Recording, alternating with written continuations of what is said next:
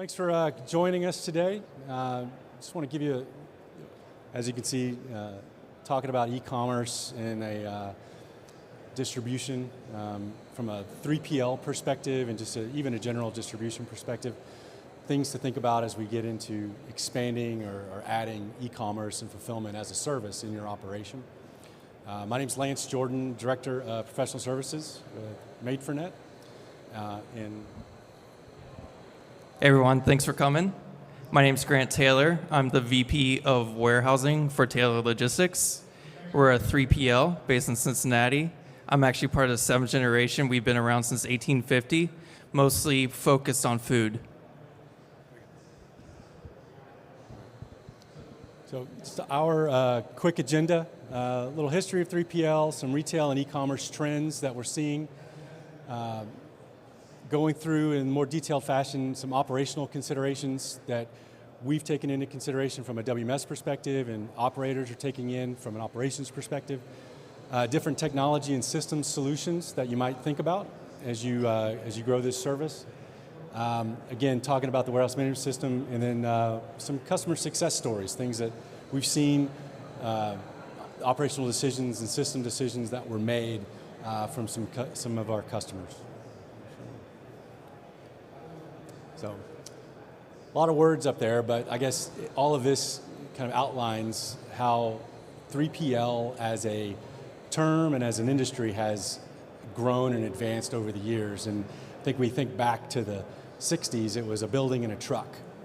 And as operators could prove that they could store and transport product a little more efficiently than the shippers, they started to grow those services, started to see more of that growing in, and we think about it into the 90s, starting to be more comprehensive in their service offering. Inventory management, order fulfillment, more supply chain focused in support of those brands, those shippers. Get into the 2000s and even more recently, we start thinking about technology. WMS integrating with a TMS, integrating into various other platforms for visibility, for data. Operators became, the vendors became more reliant on the operators to be more service oriented. Fulfillment, VAS, value-added services, pick, pack, logistics services, et cetera. Now, as we think about it now, fulfillment, e-commerce, if you're not offering it, you will be soon, or you might be. Now you're also being asked reverse logistics. There are some companies that's their whole business model, is how to manage that reverse logistics aspect. Same, also additional services being offered in the buildings, kitting, packaging, et cetera. How do you bring all of those services together, all of that data together, and to provide that as a seamless operation to your customers? Yeah. And speaking with me and Taylor Logistics, and probably you guys, if you're running a 3PL, you don't want to tell your customer no. So when you were already doing retail B2B, right, you don't want to also have them use a different partner where they're, states away doing the direct-to-consumer. So we have had some customers that, really trusted our expertise and gave us a chance to ramp up quickly with them by insourcing it into one warehouse. And then that gave them value of having inventory in one location, which is easier from a planning perspective to have that more omni-channel approach. So I agree with Lance. If you're not doing it now, you're going to be doing it soon. Your customers that you're doing right now are going to be asking you right away. If you're dealing with big shippers, they might be asking you to bypass Amazon and to do not FBM but FBA. I got some big shippers that are asking us to fulfill on behalf of Walmart. So we've quickly grown from doing nothing to integrating shopping carts and doing Shopify type orders, but the next level is going to be even more exponential, and I feel like everyone will have to do the same. The kind of anecdotally, my start was a consultant with Price Waterhouse, and our first engagement was with Kmart, late 90s, back when they were trying to keep up and with Target and Walmart. And you think about what that business model looked like. It was lines of trucks in and out, full pallets coming in, miles of what seemed like miles of conveyor and high-speed sorts feeding out these trucks. It was an endless operation for the distribution center to feed out those stores.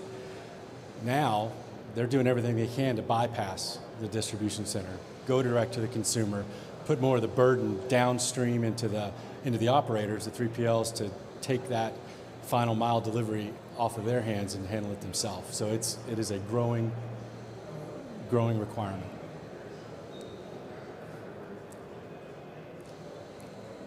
So our little, we think about commerce and how it's changing. In the good old days, you wanted to go buy something, you would go to that retailer or that supplier or that vendor and go buy that product. Fast forward, now I can go buy that product at the store, I can buy it online, I might even whip out my old Sears catalog and order it from a catalog. Fast forward, you keep moving forward, and where we are now, from a process perspective and from a user perspective, into that omni-channel presence where I can access an item and go purchase that item from any platform, my phone, my computer, from a catalog, anywhere, and I don't care where it comes from, I just want the item. And the supplier, whoever's selling that item, they don't care where it is, they just are going to get it to you. So now I can buy anything from anywhere and get it sent anywhere. And that is the unified commerce kind of perspective that we see, which is where the operators are smack in the middle of it, not only providing the product, but also data, visibility, reporting, and then integration to all of the various platforms that are in play.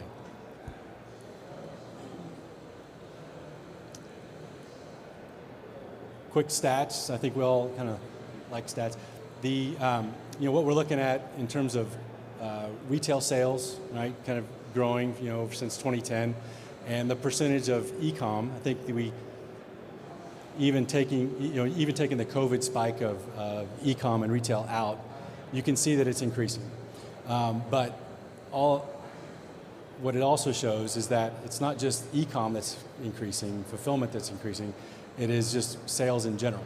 So we don't see the brick and mortar leaving, but we do see the requirement for you to process fulfillment in e-commerce orders is not slowing down either. I'm not surprised to see the jump in 2020. I'm sure you guys aren't either. But as an operator, that's when we had to hunker down and say, all right, we're starting this year. So looking at the most important thing on this graph to me is the orange line, and it's using the right axis, and that's the percentage of sales that are going through e-commerce. So obviously that's inflation adjusted because it's looking at all sales as a percentage. And so, it looks like about 5 years of growth happened in 1 year from 2019 to 2020. So instead of growing, about 2%, it went up about 6%. So that's 3 years worth. So as Lance said, I was surprised by 16%. You would have thought more like 25 to 30%.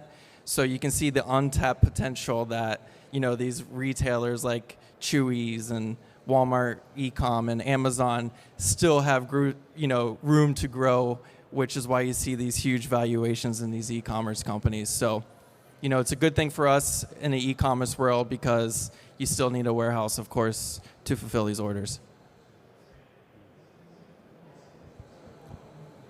So you've decided that you need to add fulfillment, e-commerce into your operation. Maybe you need to add it because the customers come asking for it. Or maybe you already do it as a little bit, but you need to grow it. So when we think about what are the operational concerns and operational considerations that you need to take into consideration as you start to approach this, so we want to call some of these out. So we'll kind of. So of course it's hard to read. Sorry about that. Of course there's a real estate concern, right? You're building physical space, physical structures. The hard to read. Warehouse and inventory management. Scalability, how are you able to scale up? Can you go from 100 orders a week to 10,000 orders a week? From a automation and technology perspective, what do you have, what do you need, what makes sense? Quality control, can you do this operation efficiently and with quality? Employee training and development, I'm in Southern California where I do most of my work. That's a big problem. Finding qualified labor and getting them trained and into the operation as quickly as possible. Flexibility and adaptability. Customer says one day I've got this, this method, this operation. I need to change it in 2 weeks. Can you change? Compliance. I think we talked, retail compliance, hazmat, chemical compliance, DOT compliance. Can you support that? Data collection and analysis and reporting. You contain a lot of data in your systems. Can you access that data to make good business decisions for your own operation? Can you access that data and provide it to your customers, to the vendors? And finally, safety. I think we want everybody to work efficiently and quickly, but also safely.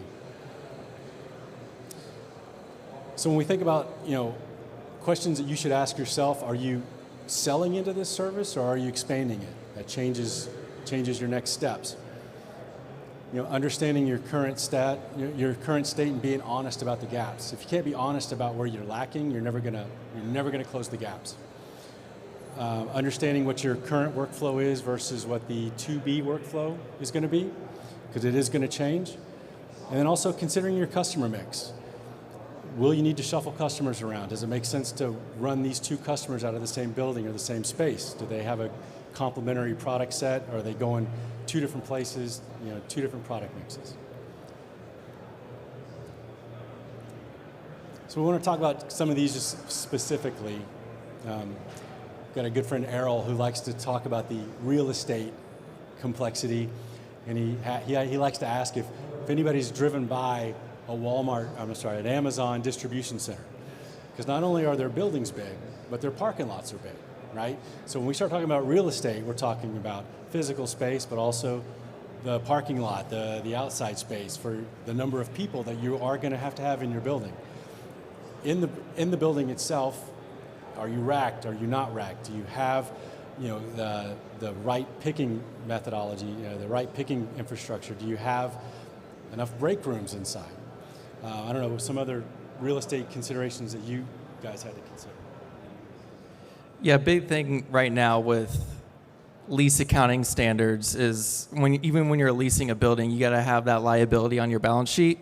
And so that's something that's a little bit newer in the past year or two. So, considering, looking at your lease as not so much of a right of use asset, but a right of use liability, could affect your ratios. And so obviously the less square footage you're using, probably, the less rent you have, which is the less liability. So that's why, in the e-commerce world, it's more about like density and cube space as much as possible. And then going back on like with the customer mix, I think a big question that 3PLs have is if you have one customer that you're doing direct to consumer and you're also doing their retail or B2B orders, try to get them as much as possible into the same building. You might have the same quality certifications. So let's say in my instance it's food. You want those food certifications in handling not just the retail orders, but also the direct to consumer orders as well. Also, it kind of defeats the purpose of using one operator if they're going to have you in two different buildings. So making sure that you have the systems and zoning where you can fulfill a retail order differently than a e-commerce order. We think about employee training and development. Can you get a volume of employees into your operation quickly? Do you have low-tech or no-tech options that you can deploy to get temporary labor or new users active and productive into your system without being fully trained? Do you have those options? Some of that ties into the warehouse management system or the inventory management system that you're deploying. Grant talks about the ability of your system to effectively zone product for different retailers. Do I have capability in my WMS to support paper picking if in a pinch? What kind of systems are you running, and are they capable to support the operation that you're trying to deploy? Automation and technology, I mean, obviously there's plenty of it here. What do you need? What do you have? Do you need power conveyor? Do you need gravity feed case flow? Do you need pick-to-light? What kind of systems would be most beneficial to the customer mix, to the type of picking you're going to be doing, to the physical layout of your building? Some of the automation. Yeah, starting with employee training and development, obviously onboarding as quick as possible is important, and again, not just on productivity, but also safety and quality. So having the right systems, like we use Alchemy, is a really good system for kind of remote control type training when you are training on something like food safety, and doing that as quickly as possible in onboarding.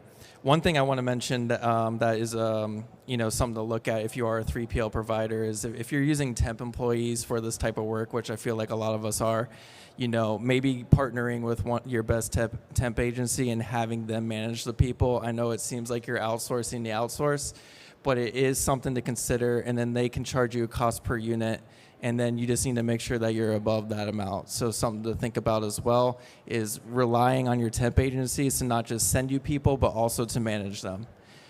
Warehouse and inventory management, I talked about zoning, but also if your customer is using an OMS where they need to be in different statuses for certain types of orders. So for example, SAP, let's say they're using storage locations or they're using unrestricted, blocked, those kind of things, so that when it's a direct-to-consumer order, it goes through the OMS differently.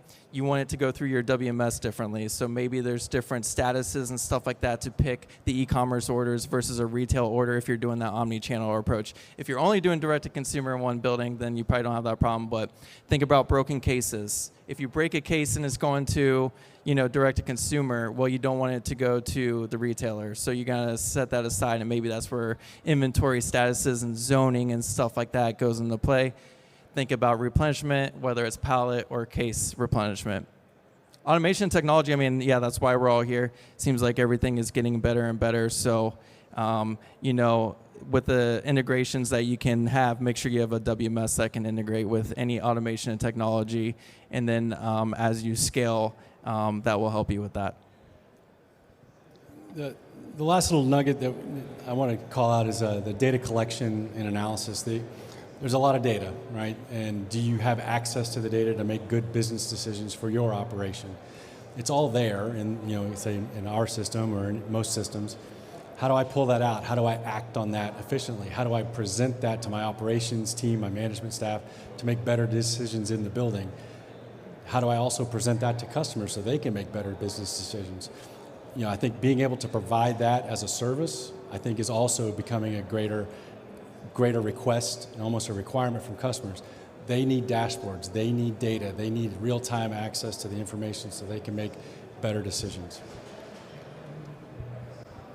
Real quick on data. Sorry. A happy customer for sure. Of course, you're fulfilling their orders on time and in full and all that good stuff. But to get a real partner as a customer, which is all that we're trying to do, is also giving them the data and to make sure that they're informed. So if they're informed and they feel like you're providing a good service, then they'll probably stay with you forever. How you do that is through data. There's so much data in WMSs. If you give them data to help them make better decisions, like reorder points that might be better than our OMS, then you will be a great provider. So looking at SKU velocity, looking at reorder points like I mentioned, telling them the weeks of stock that are on hand, those kind of visibility, pound shipped, line shipped, cases shipped, these are all basic things. And how do they want it? Make sure you can have a system where maybe you have a web portal, which is on demand. Maybe they want it pushed out through reports because I want it every day at Monday morning at 8 a.m. so I can show my CFO, those kind of things, and make sure they can get it to them in the way that they want it. So we start thinking about all of the extra systems and processes that are going to be part of your operation, and we start thinking about how do I deploy that? Do I want something on the right, like my Swiss Army knife, my jack of all trades, master of none approach, where maybe it is, I can feel good as an operator because it's a single platform that does all of these little things kind of okay? Or are you better served having a core system, like a core WMS, and then finding the right best system or technology to bolt on to it? And so that's kind of the idea as you start thinking about how you push forward with this. Best of breed components versus an all-in-one solution. So when we think about the WMS as the core of the kind of the central hub of all the data, orders come in, confirmations go out, inventories managed, labor's managed, things that are happening in the system, and what attaches to that, right? So maybe you've got to attach to an OMS. Maybe it's yours, maybe it's your customers, some higher order level of order management that might need to be required, something above what your WMS might provide. Sortation.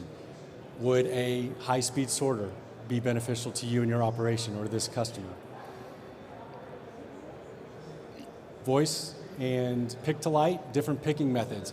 Plenty of those, plenty of all of these options are, readily available to go discuss with all sorts of vendors, but does pick to light make sense? Does voice picking make sense for your operations, for the people that you're deploying? Can I deploy temp labor or new staff more quickly into an environment that's using voice and pick to light versus standard RF? Parcel shipping as a service, we're seeing that more and more. Revenue add opportunities from a lot of providers that are doing parcel shipping and doing some markup, some extra revenue margin there. Do you have a good parcel shipping provider? Again, the omni-channel discussion. Can I hook into a shopping cart? Can I hook into Shopify and make that data seamless? And then, of course, robotics. Automated, you've seen plenty of robotics options out there. Does that make sense in your operation? Other system considerations, order management, wave planning. I have 10,000 orders staring at me in my system. How do I smartly cut those up and get those out to the floor? Retail, retail store shipping versus e-com, direct to consumer. Maybe I'm splitting by carrier, UPS, FedEx, whatever. Can I smartly split those orders out through my current systems? Variable pick methods. Some day I'm order picking, one day I'm cluster picking with multiple orders at the same time. Maybe I'm line picking. I need variability based on volume, based on resources, based on SKU mix. Picking and storage systems, again, case flow versus pallet racking. What makes sense for your operation? Are you picking the carton, picking the tote? What are my material handling options? And again, data integration and visibility. And when we think about whatever components you select, whatever makes sense for your operation, for your staff, for your customer mix, the integration requirement is there. It's important. Whether you do it yourself, whether your WMS provider is supporting that, whether you're hiring some third party to facilitate that integration, if the data doesn't move, and if the data doesn't move accurately and seamlessly, all of these systems won't matter. And that is just the facts of the matter. Anything on that? One thing to consider with wave planning is if you're running a site with multi-tenants or multi-customers in it, making sure that you can separate the wave based on customer ID. And then within that customer, you might want to ship, first day air Amazon before a Shopify reorder. So making sure that you even have something as simple as a text field going in through a pass-through field where you can focus on, all right, the word is Shopify, I want to release those orders. Having that wave capability to look at that data sets to do, like I said, first day air versus ground is very important to get those out and through the system.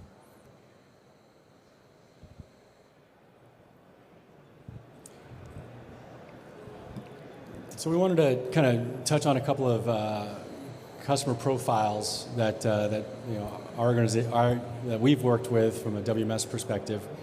And as you look at these two different customer profiles, they seem very similar. I mean, they are named retail brands. You know, one's a little more high end than the other, but very seasonal, national distribution, good mix of products, right? Some flat pack, some garment on hanger, jewelry, accessories. They have their own stores. They also ship into retailers. They also have a high direct-to-consumer volume as well. So by all accounts, very similar, almost the same. From an operational consideration, they were different, right? First customer had a lot of low shelving, case storage, some pallet storage up in the air. They had, some high density, low quantity, slidable hanging storage that looked like kind of bookshelves. They wanted a multi-zone picking approach so that I could pick into a tote and then pass that tote to the next zone, to the next picker, so that when that tote arrived at the pack station, that order was complete and ready to ship. So that was an important function for them. They did have power conveyor with inline labeling after their pack out, and then some of the enhancements that we would deliver for them, modified a package shipping screen, worked on some carton packing enhancements to support some value-added services that their customer was requesting. So when we think about WMS as a core, and then there's the systems that were attached to it that we had to make sure were seamlessly integrated. You know, we were integrating with the omni-channel out to the shopping carts, directly to their parcel shipping and labeling, and then also right now we are working with them to evaluate robotics and integrating robotics into their picking, as well as from a real estate and infrastructure perspective, they're going to be installing mezzanine to add extra layer, extra density for picking and storage. So again, their operational considerations dictated the systems and the integration that was required to make their operation work.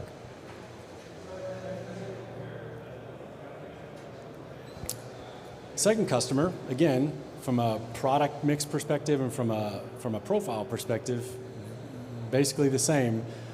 Their facility was very different. You know, they're using they have very narrow aisle with turret trucks, high bay, utilizing a lot of pick and drop. So they're doing a lot of case picking and dropping to an inline, and then using shuttles, palletized forklifts to move shuttle product over to the sorting area. They have a dedicated case flow with robotics, where they're doing robotic pick to tote and then delivering those totes out. From a sortation perspective, they have a very large, high-speed Bombay sorter that they'll run. A large batch will run through for their store shipments. Then they'll clean it out, and then they'll run a whole batch through for their retail shipments. And so also in line with that, on the tail end of that Bombay sorter was a powered conveyor, again with inline case labels. And then they were also sorting into downlines to an outbound trucks. Enhancements that they needed, we delivered automated pick front management to help facilitate pick front rotation for seasonal product. So again, we think about the different systems that they were required to touch, right? Sortation, the high-speed Bombay sorter, robotics, parcel shipping, and so that's, again, their operational requirements, their operational restrictions, and then the integration that was required to support their customers' requirements. Just go to show you that no two methods are alike.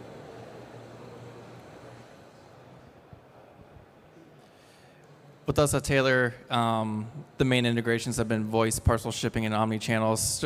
But also OMS, within certain customers, we will have to connect with shopping carts and their SAP and other OMSs. Obviously, there's a lot of Shopify, similar, like WooCommerce as well, that you're probably going to have to connect to. Voice is something we've used to go hands-free, is obviously the intention there. The more transactions that you have, the more benefit that you're going to get from it. And that is my recommendation, is obviously not using it so much on retail orders, but focus on your direct-to-consumer, high amount of transactions, parcel shipping, of course, making sure that you're optimizing your transportation on the customer side for parcel shipping. If you're charging $2 to $3 on picking an order, transportation is going to be 5 to 10 times more than that. So obviously making sure that you're using the right modes, making sure that, of course, that you are weighing and cubing, whether you're cubing out or weighing out in terms of how UPS charges you.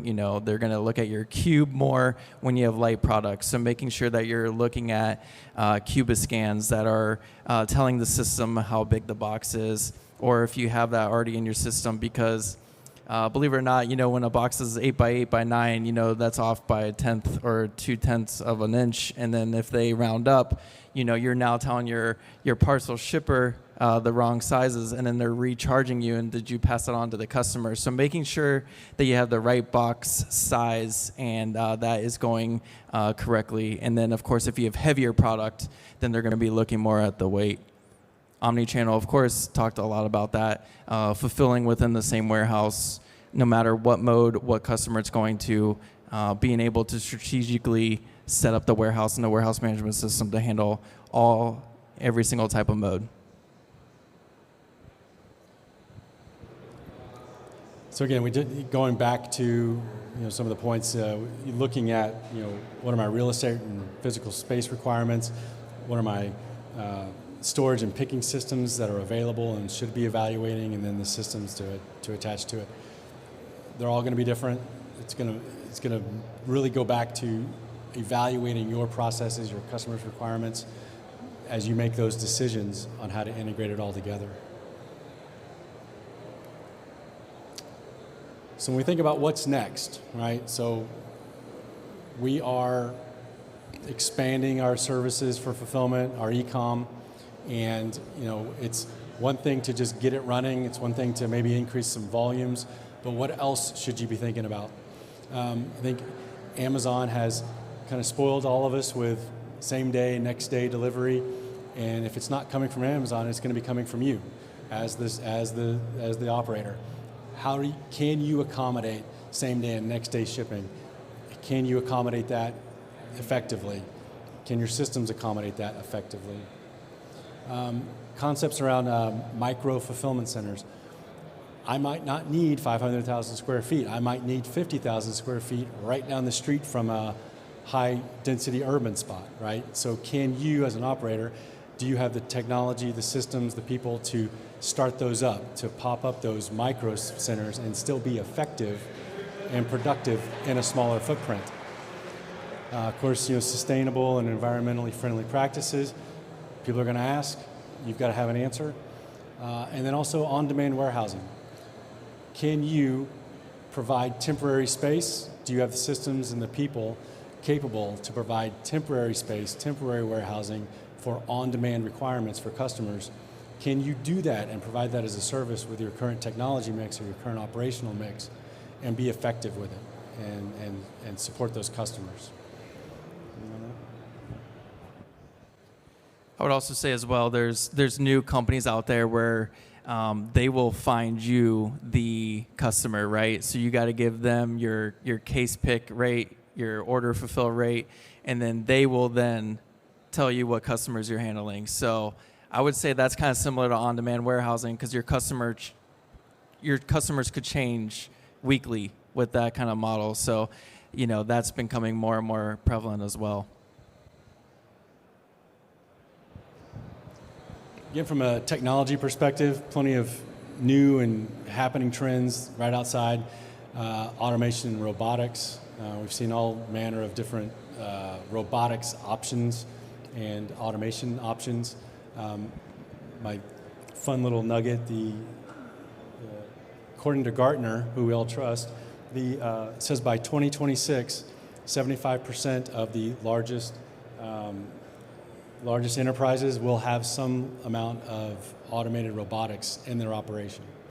So 2026 is not that far away to consider that high a percentage. Integrated and omni-channel fulfillment, again, can I touch all the shopping carts? Can I touch all of my customers' ERP and order management systems effectively? The data visibility and advanced analytics. We've got some folks on our own team that can we build out some smart dashboards that we can deliver efficiently to customers as a value-added service to the WMS? Can you, as an operator, can you dig in, analyze that data, pull that information out not only for your own operation, but again, going back to your customers, can you provide that information to them as a service as well? What tools would you need for that? And then we talk about drones and autonomous vehicles for last mile delivery. I will not be shocked when we start seeing autonomous delivery drones show up at the dock door for a customer pickup, and you're putting product on this bot, this automated drone, and it drives away to go make a final delivery to some customer. Won't be surprised when that happens. Yeah, I'll just reiterate point number 3. A customer that you're doing good service with they'll think you're okay, but if you inform them with data, they'll think you're great.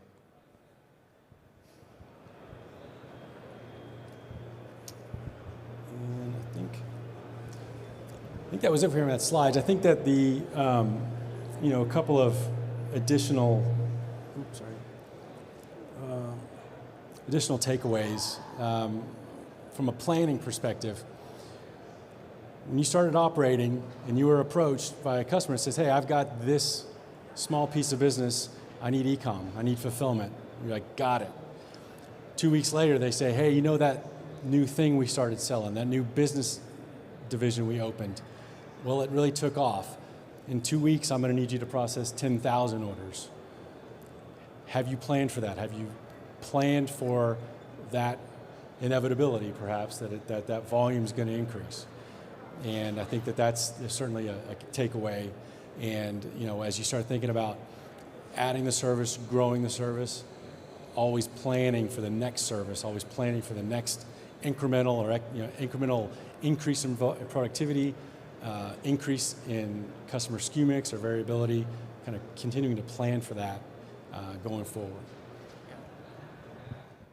Yeah, I would say there's a couple of ways an uptick in orders can happen. One, you're working with more of an entrepreneur type company. They got this new thing and they've gone viral, and now you're shipping from 2 a day to 10,000 a day because they're trending on TikTok, like chlorophyll water or something like that, right? So that's one way. But also it could be as simple as you're working with a customer and they're like, hey, guess what? We turned on FBA and Amazon and Walmart e-com, good luck. That's where you could start drowning right away. So making sure that you keep your head above water and have the scalability to quickly move into the new orders. And hopefully your customer will be realistic on how much you can bite off before you take on the whole elephant, but be ready for it. I think when we look at, I think we've all felt it in some manner, supply chain disruptions in the last 2 years or so. A number of customers that are eagerly trying to expand operations, being faced with shortages of access points, with shortages of RF devices, shortages of servers. So thinking ahead, planning ahead, especially now with supply chain disruptions and being able to plan for that and work around that. And then from a fulfillment services standpoint, if you're prepared to offer that as a service to your customers, make sure you know what that means. Make sure you know what that means to you and what that means to your customer.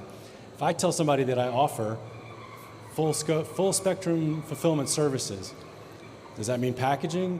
Does that mean value added? Does that mean custom taping? Does that mean returns and reverse logistics? So understanding what that means to you and to your customer is also very key to that as well. That's a good point. I would say any customer that comes to you and says, we want you to do your direct-to-consumer, they're also going to want you to do some level of kitting, some level of value-added service from that perspective. So whether you're making your you're turning 4 packs into a multi-pack, or maybe you're making end-of-aisle displays. Get ready for that as well. If you're offering e-commerce in that building, you also want to offer some level of what we consider kitting, where you're transitioning different SKUs into a new SKU. And then the last thing I would just throw out again is from a labor and staffing perspective, having repeatable onboarding processes, no-tech and low-tech options to ramp users up quickly, making sure that your systems can support that, make sure your people can support that, whether that's automated training. I think we saw the electronic forklift training simulator out there. Those are also things. It's not necessarily going to help you pick, or it's not going to help you pack, but it's going to help you get that staff into the building much faster so they can get to picking and packing. So I don't think anything else. Good. I think that's going to do it for us. Any questions? Anything we touched on, or have any? Nope. Good. Thank you for your time.